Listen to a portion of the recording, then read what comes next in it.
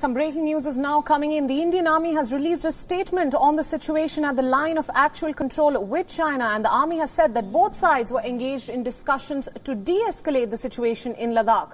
The statement said that the commander-level talks on the 14th of July were consistent with the consensus reached between the special representatives from India and China on the 5th of July. The Indian and Chinese commanders reviewed the progress made in the first phase of disengagement and discussed further steps. The two sides also reiterated their commitment to the objective of complete disengagement. The Indian Army has described the process as intricate and needing constant verification. Now remember, this is a de-escalation between the border standoff between India and China that took place in Galwan Valley, and now the recent update that we have for you is the Indian Army saying that both sides were in fact engaged in discussions to de-escalate the situation in Ladakh, where the border standoff took place. And this border standoff was followed by statements from both sides. In fact, India banned about 59 Chinese apps that were operational in India and are now no longer operational. As of now, the Indian Army has said that commander-level talks took place on the 14th of July and they were consistent with the consensus. Now, for more updates on this story, Siddhant Sibal, our diplomatic correspondent, is joining us live. Siddhant, tell us, what does this mean? This is obviously a clear sign of de-escalation. So tell us more. Well, the first and the official statement by the Indian side, by the Indian Army on the 14th of July talks, the military talks which took place between India and China. This, of course, was the first talks this month, but fourth talks since 6th of June when the first conversations happened. But a short statement has been released a short while ago by the Indian Army, and the statement talks about this disengagement process, how they are focusing on the process which has already taken place and now focusing on the next step forward. But what is important, the last para of the statement says that it's an intricate process and it will require verification.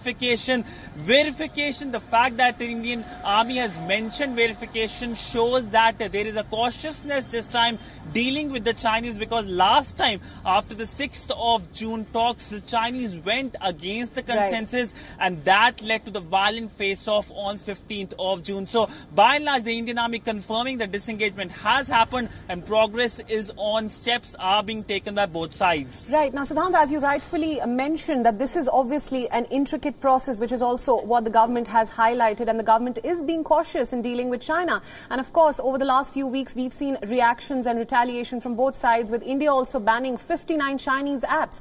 And now, of course, we're hearing that both sides are committed to de-escalation on the border. So tell us what really lies ahead in the coming few days and weeks. Well, the next step forward is the process of disengagement, that it continues and there is a verification on the ground.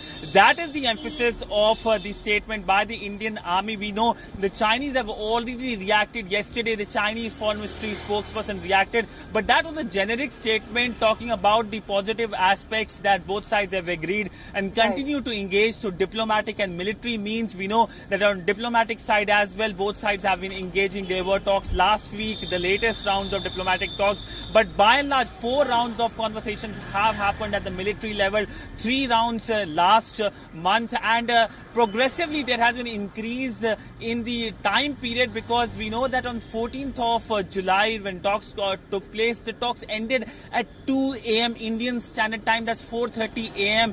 Beijing time. The talks lasted for 15 hours. Before that, the talks lasted for approximately 11 and 12 hours on 22nd and 30th of June. So the talks are taking place. Both sides are now hoping that only through talk that there is no repetition of what happened on 15th of June when we know that there were casualties on both sides. 20 Indian soldiers lost their lives, and both sides are eager that there is no repetition of that incident. But we are dealing with a very aggressive China, and you never know what Chinese do next. Right. Now, you mentioned an aggressive China, and the timing of this de-escalation also needs to be highlighted, because this comes on a day or at a time when there is global action being taken against China. We know about the tensions between US and China, Trump's executive order, as well as the fate of Huawei in the 5G situation in the UK.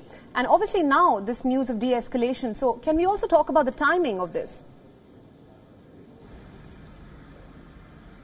Well, China has been very aggressive since the start of this year, and this coming amidst the COVID pandemic, a virus whose first case came from China, and we have seen since then the aggressiveness has led to a lot of reaction, not only from India but other neighbors of China, including from Japan. Just few days ago, the Japanese came out with white paper on defense, talking about the Chinese aggressiveness, and of course we know the right now situation between Washington and Beijing. So clearly the world is divided between China and the rest, and now of course we have seen progressively pressure increasing on Beijing. But Beijing has its own ways. Beijing sees the world in a new way. It sees the rise of China, and it perhaps is looking at the COVID crisis an opportunity, a God-given perhaps opportunity to make sure that China is the global superpower. But it looks difficult as of now, because increasingly Washington, New Delhi, Tokyo, Canberra